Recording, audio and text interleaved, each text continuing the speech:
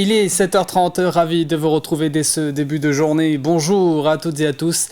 Bienvenue sur le plateau de la matinale en ce mardi 11 juin 2024, deuxième jour de la semaine.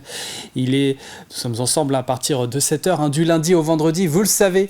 Et on fait le point tout de suite sur les titres de votre journal 100% local. Avec la New York Vendée, nous reviendrons sur les arrivées de Jérémy Bayou et du Vendéen Sébastien Simon, respectivement 3 et 4e. Sur l'actualité forte de ces dernières heures aussi, la dissolution, vous le savez, de l'Assemblée nationale par Emmanuel Macron, après les résultats des élections européennes, plaçant le RN en tête en France. Réaction de 4 de nos députés à suivre. De ce premier éductour à Saint-Gilles-Croix-de-Vie, initié par l'Office du tourisme, une matinée qui a permis aux acteurs de ce secteur d'approfondir leur connaissance du territoire. Nous partons également à la rencontre de Camille, une photographe spécialisée en maternité intimiste et accouchement. Autre enjeu, au-delà du souvenir, apprendre à s'aimer, à accepter son nouveau corps. Il y aura le journal de la New York Vendée, à suivre la chronique asso et l'extrait de Backstage, le jeu bien sûr avec la question qui est arrivée, un nouvel indice pour vous mettre sur la voie si jamais vous n'avez pas encore la réponse à celui-ci, avec à remporter cette semaine une nouvelle fois, dernière chance pour avoir vos places pour le Zoo des Sables. 2 d'entre vous seront tirés au sort vendredi. Mais avant de développer toutes ces grandes lignes, regardons ensemble les prévisions météo du jour. La matinée commence plutôt bien, avec un ciel dégagé sur toute la Vendée. De belles éclaircies au programme. Il fait de 13 à 14 degrés côté thermomètre. Des nuages vont néanmoins gagner du terrain dans l'après-midi, mais l'impression de beau temps va tout de même perdurer. Ça va un peu baisser côté thermomètre, puisque nous aurons de 17 à 18 degrés au meilleur de la journée. Les marées maintenant, avec une pleine mer qui est prévue dans un petit peu plus d'une heure, 8h42, enfin son pic est dans un peu plus d'une heure, 20h56 pour ce qui est de la pleine mer donc dans la soirée, puis entre les deux nous avons la basse mer à 14h52, coefficient de marée 62,58. Les marchés alimentaires du jour pour cette journée de mardi, on peut en trouver à Saint-Laurent-sur-Sèvre, Dompierre-sur-Yon ou encore la Bruffière. Vous pouvez aussi vous rendre du côté de Talmont-Saint-Hilaire ou encore les Sables d'Olonne. Nous sommes le mardi 11 juin 2024 et le 11 juin, nous souhaitons une bonne fête aux Bernabé, Yolande, Lola également, journée nationale de dépistage du cancer de la peau, une opération de santé publique qui existe depuis 1998. Ces journées sont également l'occasion de rappeler les principaux messages de prévention à l'ensemble de la population concernant l'exposition aux UV, qu'ils soient naturels ou artificiels. Coup d'œil vers le ciel pour vous dire que le soleil se couchera ce soir à 21h59 en Vendée. Voilà pour les quelques infos pratiques du jour. C'est parti pour le journal.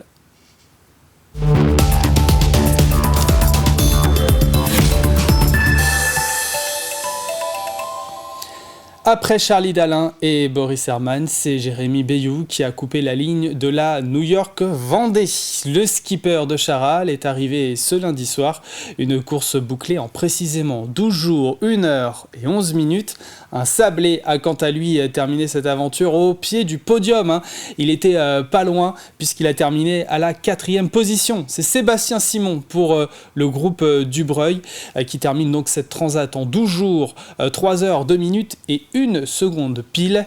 Il aura bataillé jusqu'au bout avec Thomas Ruyant. Ce dernier a d'ailleurs franchi la ligne trop tard pour entrer dans le chenal à cause d'une marée trop basse. Des signaux positif donc à 5 mois du Vendée Globe, et on a appris aussi il y a quelques instants que Johan Richaume de Parpec Arkea est arrivé à 7h11 ce matin. Exceptionnellement, nous sommes ensemble donc jusqu'à 8h, encore quelques minutes à passer ensemble puisqu'une émission est prévue juste après. Sachez également qu'il y aura un JT spécial à 18h avec le directeur de course Hubert Lemonnier. En invité ce mardi soir, nous serons au Sables d'Olonne pour l'occasion. Les Vendéens, comme l'ensemble des Français, n'ont plus de députés à l'Assemblée nationale. L'annonce a été faite par Emmanuel Macron ce dimanche soir. Alors vous le savez, les électeurs ont placé le RN en tête des élections européennes. Les 5 mandats en cours en Vendée ont été dissous. Réaction de 4 de nos 5 députés, c'est la surprise qui domine, notamment pour Béatrice Bellamy et Véronique Besse. C'est une vague importante pour le RN, ça j'en suis bien consciente. Je le regrette personnellement. Je ne pense pas que ça serve ni Bruxelles, ni le national. Après, on aura un candidat ou j'aurai un candidat en face de moi qui s'appellera le Rassemblement national. Eh bien, je n'ai pas peur, hein, bien au contraire. Moi, je suis une élue du territoire et je pense que les Vendéens seront conscients que l'importance aussi, c'est l'élu local, l'élu qui a travaillé, qui a un bilan et je suis certaine, en tout cas, je pense qu'ils n'hésiteront pas à me redonner confiance. J'étais très surprise. Moi, je faisais partie pourtant des députés qui pensaient que pendant ce mandat, on aurait une dissolution. Mais je la voyais un petit peu plus tard.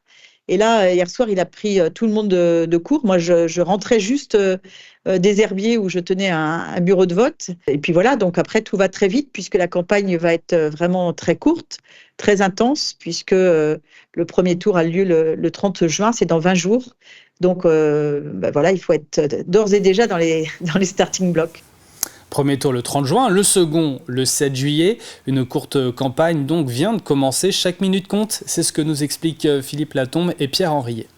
J'ai plus de bureau à l'Assemblée, il faut que je le vide. Donc je vais aller vider mon bureau à l'Assemblée pour revenir dès demain pour faire campagne, pour aller voir les Vendéennes et les Vendéens, pour aller voir les chefs d'entreprise, pour aller voir les agriculteurs, parce qu'ils ont beaucoup souffert, les agriculteurs. On les a beaucoup accompagnés lors de la grippe aviaire. Et je pense qu'aujourd'hui, il faut qu'on puisse voir comment est-ce qu'on peut encore les améliorer. Ça va être très court. Je pense que très clairement, avec Clément, on travaille beaucoup et on est une vraie équipe qui travaillons sur le terrain. Les gens nous connaissent, ils savent ce qu'on fait pour eux. L'enjeu, ça va être d'abord de répondre à l'ensemble de la propagande officielle. Alors, propagande officielle, c'est un grand mot, mais simplement la campagne officielle, puisque les délais sont très courts.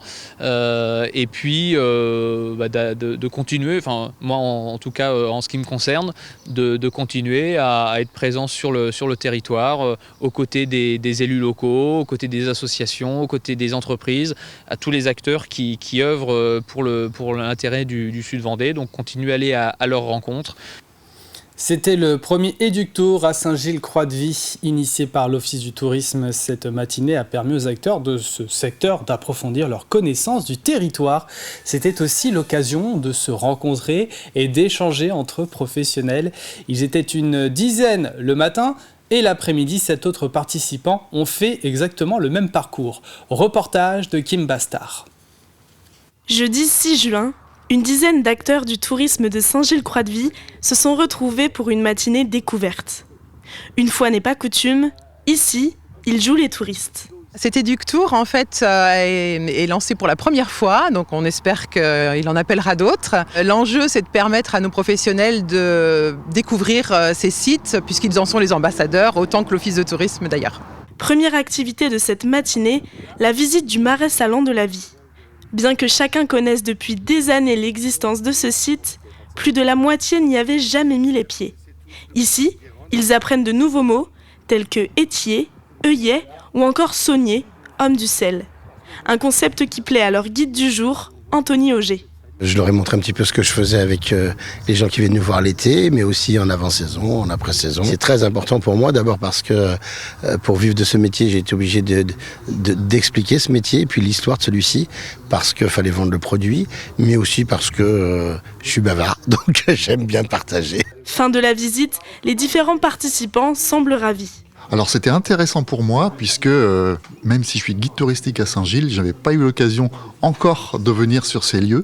Donc déjà en termes de localisation, connaître un petit peu les lieux, c'était très important. Je connais Anthony depuis très longtemps, j'avais jamais eu l'occasion de visiter en fait le Marais Sallant et c'est extrêmement intéressant d'apprendre pour soi-même mais aussi pour pouvoir en parler aux autres. Le tourisme, c'est aussi être capable de promouvoir les autres acteurs locaux et donc parler en connaissance de cause. C'est pour montrer qu'on est aussi là en tant que partenaire et qu'on fait les visites des autres sites. On peut en parler aussi, on peut communiquer auprès des touristes. On a des flyers d'Anthony dans nos billetteries et donc on communique aussi sur ce site. Après ce premier site, l'Éductour conduira le groupe à l'atelier des Rimagures avant de terminer par rejoindre l'Office du tourisme de Saint-Gilles-Croix-de-Vie. Une convention vient d'être signée entre la DIL Vendée Habitat et Humanisme et Solia. Elle vise à mieux informer les bailleurs vendéens. C'est aussi aider à accompagner un bon nombre de propriétaires de locatifs, les guider vers des aides auxquelles ils peuvent prétendre. BailRénov' est un dispositif national pour la rénovation énergétique de l'habitat. Christine Rambon-Bossard, présidente de la DIL Vendée. En 2025, le premier couperet tombe puisque en Vendée, nous avons 60 000 logements locatifs. 11 000 sont classés en F ou en G. À partir du 1er janvier 2025, les logements classés en G ne pourront plus être loués. Donc il est vraiment important d'agir rapidement. Il y a vraiment urgence à agir. D'où ce consortium A3 en Vendée pour pouvoir diffuser les informations auprès des propriétaires plus rapidement encore sur l'ensemble du territoire vendéen et que les propriétaires puissent effectivement prendre en main les travaux et voir exactement les aides auxquelles ils ont droit.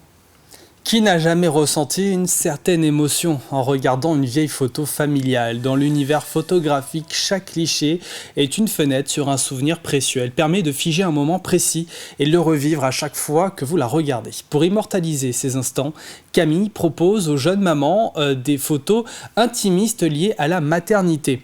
Autre enjeu, au-delà du souvenir, apprendre à s'aimer, à accepter son nouveau corps. Sujet de Diane Delangle. À peine entrés dans l'eau, Léo, 10 mois, et sa maman ont oublié l'objectif. On n'a pas besoin de leur demander de faire quoi que ce soit, ils sont spontanés. Donc moi en tout cas, voilà, les enfants en bas âge, c'est vraiment ma spécialité et c'est les modèles que je préfère parce qu'ils sont naturels. Donc on n'a plus qu'à les suivre et puis à repérer les expressions. Photographe professionnelle, Camille s'est spécialisée depuis 2 ans dans les photos intimistes liées à la maternité. Pour refléter tout ce qui est le contact de proximité entre une mère et son bébé. Donc ça va être l'allaitement, le pot à pot, la bulle maman-bébé et surtout en période de postpartum pour revaloriser les mères, faire voir le corps qu'apportait la vie qui est beau. Car l'enjeu de ces séances va au-delà de la simple photo souvenir avec bébé. Il s'agit de montrer le lien de vie et un corps pas toujours évident à accepter après une grossesse.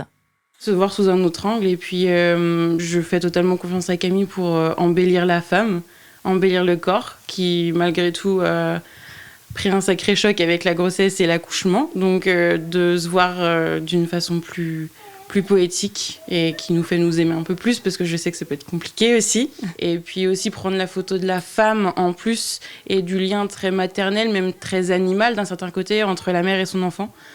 Très charnel, qu'on n'a pas forcément envie que la famille prenne en photo, par exemple. Camille photographie aussi les accouchements, uniquement ceux réalisés à domicile pour le moment. J'aimerais beaucoup travailler avec les maternités, donc j'espère que ça se fera dans les mois, les années à venir, notamment en projet d'intégrer les salles de césarienne pour accompagner les mamans au niveau de la photographie, sur tout le plan psychologique, émotionnel qu'on peut avoir suite à une césarienne, un peu reconstituer le puzzle des images qu'elles n'ont pas eues de la naissance de leur enfant. Donc ça, c'est un travail là-dessus que j'aimerais énormément faire un jour, si je peux. De l'objectif de son appareil photo, Camille tend un miroir pour mieux s'accepter et fait d'un flash une éternité. Et puis, direction maintenant le complexe sportif du Poiré-sur-Vie. 1400 élèves venus de 7 écoles privées des alentours participent pendant toute une journée à des épreuves olympiques. Pour s'imprégner au maximum de cette ferveur, une grande cérémonie a aussi été organisée sur le terrain.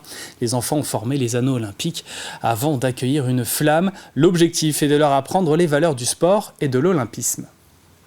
Ça me tient beaucoup à cœur parce que déjà dans notre association, on l'a créé pour se rassembler justement pour permettre à des petites écoles, parfois à petit budget, de mutualiser avec d'autres écoles pour vivre des grands événements, des sorties culturelles, des sorties sportives, faire venir des artistes. Et là, le thème des Jeux Olympiques ça a été une évidence pour moi de proposer ce projet-là à mes collègues parce qu'on sent une énergie en fait chez les enfants quotidiennement dans nos écoles entre les valeurs, le respect, la différence, puisque certains ils ont des élèves handicapés dans leur structure et on sent toujours beaucoup de solidarité dans nos petites écoles du secteur et c'était vraiment un moyen de leur faire comprendre que leur bon comportement du quotidien ça ressemblait à ce que faisaient des sportifs, ça ressemble à l'esprit du sport et faire le lien avec tout ça. Et voilà pour l'essentiel, on poursuit avec les prévisions météo détaillées du jour. Comme hier, la matinée commence sous un beau soleil. Toute la Vendée se réveille avec ses éclaircies. Il fait 12 degrés à la Châtaigneraie et au Luc-sur-Boulogne, 13 pour la Motte-à-Char et la Roche-sur-Yon, 13 aussi pour Chalandre, 14 degrés à Luçon, la Tranche-sur-Mer, les Sables d'Olonne ou encore Beauvoir-sur-Mer, 15 sur Noirmoutier. Des nuages qui vont gagner du terrain dans l'après-midi, mais l'impression de beau temps va tout de même perdurer. Il fera de 17 à 18 degrés en moyenne au meilleur de la journée. C'est la fin de ce flash. Il est temps de retrouver nos chroniques du jour. Il y aura dans quelques instants la chronique asso, l'extrait, également extrait de Backstage aujourd'hui. Le jeu, bien entendu, qu'on n'oublie pas avec un nouvel indice. Mais avant, c'est le journal de la New York Vendée Les Sables. La compétition qui se poursuit donc après les arrivées des premiers skippers récemment. Voici les dernières infos de cette course qualificative au Vendée Globe.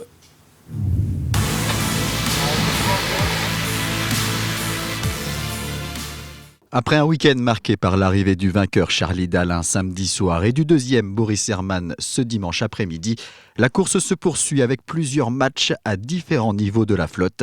Bataille pour la 3e place tout d'abord, c'est Jérémy Bayou sur Charal qui est le mieux placé. Il est attendu sur la ligne d'arrivée entre 21h et 23h ce lundi soir. Ça allume. Et je lâcherai pas comme ça. Je vais aller chercher cette gagne là.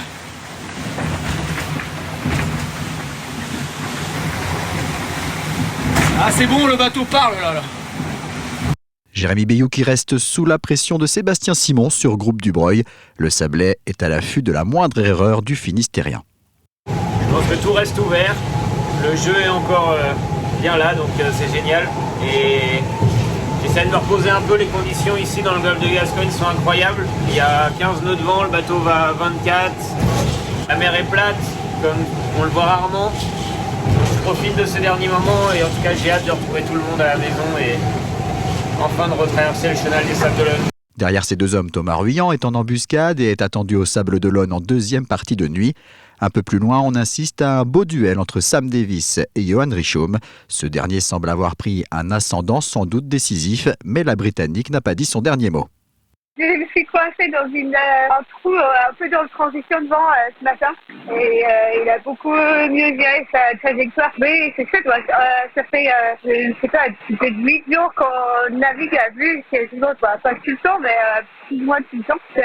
C'est une très bonne succès pour travailler pour le Vendée Globe. Mais même Juju, elle n'est pas très loin, donc ça reste quand même un match à 3 jusqu'à l'arrivée, je pense. Juju, c'est Justine Métro sur Teamwork Team Snef. Elle navigue une 50aine de milles derrière Johan Richomme et Samantha Davis. Un peu plus loin, les concurrents situés le plus au sud s'extirpent de la zone anticyclonique, mais la météo ne les laisse pas tranquilles pour autant. J'ai les yeux rivés sur le barreau parce qu'un coup on a l'impression d'être sorti et un coup on a l'impression d'y retourner. On a touché du vent, ça c'est sûr, mais il est hyper instable en force et en direction. Et tu vois là, depuis que le jour est levé, aujourd'hui je suis dans des espèces de nuages qui me rappellent un certain front qu'on n'a pas réussi à franchir et des nuages très bizarres qui viennent jusque sur l'eau et qui sont très très hauts. Et là-dedans j'ai plus que 7-8 nœuds quoi. Et là tu vois je viens de sortir d'un nuage et j'ai 15 nœuds, donc encore un peu étonnant tout ça, mais écoute, ça avance déjà, c'est mieux que ce que c'était les dernières 24 heures. On n'arrête pas d'enchaîner ce genre de système très bizarre. Il est temps qu'on arrive, quoi, vraiment, il est temps qu'on arrive. À 16h45 ce lundi, Jérémy Bayou se trouvait à 78 000 de l'arrivée, avec 38 000 d'avance sur Sébastien Simon et 57 sur Thomas Ruyant. Johan Richomme et Samantha Davis à la lutte pour la 6e place sont attendus à partir de 7h ce mardi au Sables d'Olonne. Un peu plus de 500 000 à parcourir pour le groupe emmené par Nicolas Lunven et Maxime Sorel, respectivement 11e et 12e. 13e place pour Benjamin Dutreux. Manuel Cousin, englué dans l'anticyclone, est 21e. Sa bataille aussi avec l'anticyclone, mais plus au nord pour l'arrière de la flotte, où l'on trouve Denis Van Winberg, Kojiro Shiraishi ou encore Clarisse Kremer.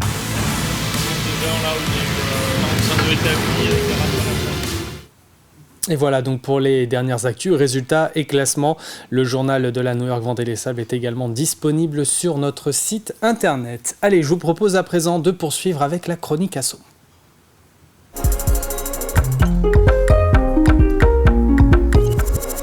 Dans le coup de pouce aux assos de ce mardi 11 juin, nous retrouvons Mathis Pires. Notre journaliste a pu s'entretenir avec Zoé Malado de l'association Venançol, une asso qui a quelques actualités prochainement. Regardez. Bonjour à toutes et à tous, bienvenue dans cette nouvelle chronique asso. Aujourd'hui, je suis allé à la rencontre de Zoé. Zoé, tu es prestataire pour l'association Venançol. Alors, est-ce que, premièrement, tu peux me présenter cette association ? Alors oui, bonjour à tous. Cette association, elle est basée à Venançon, donc dans le complexe de l'Îlot des Arts, depuis quelques années déjà. Et dans l'école de musique, on est 5 professeurs, donc il y a différentes disciplines comme le piano, le chant, la chorale enfant, les éveils. Il y a aussi la batterie, la guitare, et je crois que c'est tout. C'est déjà bien. Et toi, de ton côté, tu t'occupes du piano, c'est ça ? C'est ça, je m'occupe du piano et de l'éveil musical à partir de 3 ans, 4 ans. Et justement, là, pour cet été, tu organises des cours particuliers pour les personnes qui veulent soit performer dans la musique ou alors découvrir le piano. C'est tout à fait ça. Alors, je propose les 2 dernières semaines d'août un stage d'éveil musical, le 19, 20 et 21 août. Et pour le piano, du coup, je présente des stages aussi les 2 dernières semaines d'août à placer directement avec moi pour tous les niveaux, pour tous les âges, pour ceux qui veulent découvrir l'instrument et pour ceux qui veulent performer et qui ont déjà pris des cours auparavant. Mais qu'est-ce qui va se passer pendant ces cours en fait ? Qu'est-ce que tu leur apprends ou fais découvrir ? Alors pour le piano, évidemment, j'apprends à bien se positionner pour l'instrument. On apprend à lire un petit peu les partitions, on apprend à jouer des morceaux qui leur plaisent aussi. Et pour l'éveil musical, on apprend tout simplement à découvrir l'univers de la musique et voilà, s'amuser à faire des petites chansons et pour présenter, pourquoi pas, un petit truc, une petite représentation aux parents à la fin du stage. Bon, eh bien, si ça vous intéresse, les informations s'affichent juste en bas de votre écran. La chronique asso est maintenant terminée. On se retrouve la semaine prochaine. Et en attendant, on termine en musique avec un morceau joué par Zoé. Au revoir.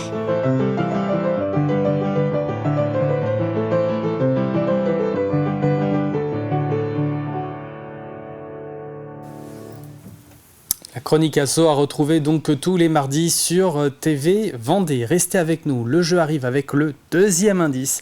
Mais avant, c'est parti pour l'extrait.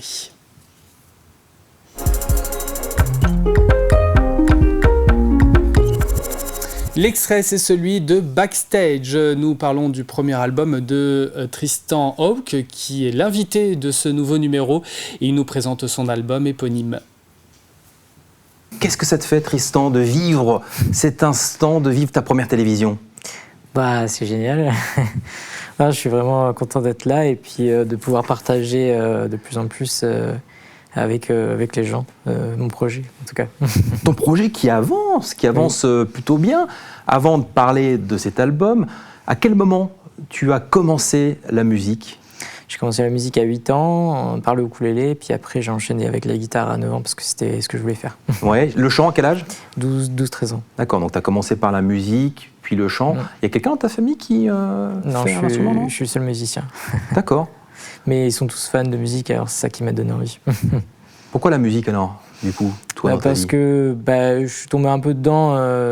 Petit, j'écoutais des albums que ma mère mettait. Elle mettait plein d'artistes, Sting, Phil Collins, Muse, Queen et tout, enfin plein de super artistes.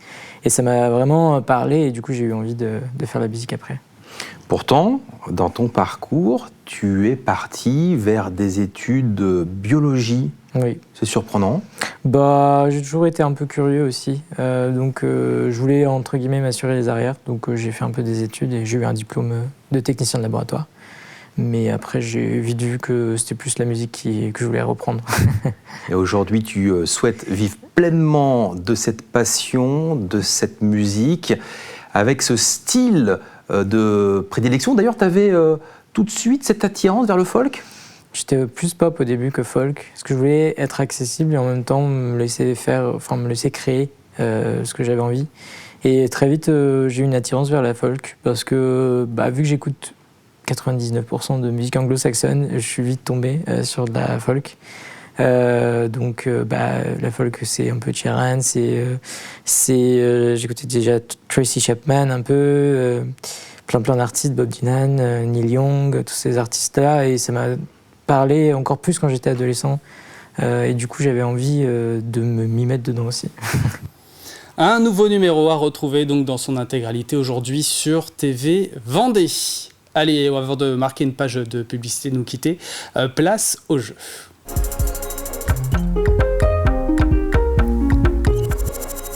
Et cette semaine, nous vous offrons une nouvelle fois avec le Zoo des Sables 2 entrées pour découvrir son parc, ses animaux. 2 d'entre vous seront tirés au sort vendredi. Alors, pour les remporter ces places, vous le savez, il faut répondre correctement à cette question. Dans quelle commune se trouve le plus vieil ouvrage de stockage d'eau en Vendée? Voici le deuxième indice. Le relais de la flamme olympique y a fait étape. Si vous avez la réponse, eh bien vous allez sur notre site internet tvvendée.fr. Bonne chance à toutes et à tous. C'est la fin donc de cette matinale. Merci de l'avoir suivi. Prochain rendez-vous avec l'info, ce sera à 12h30. Passez une excellente journée sur TV Vendée.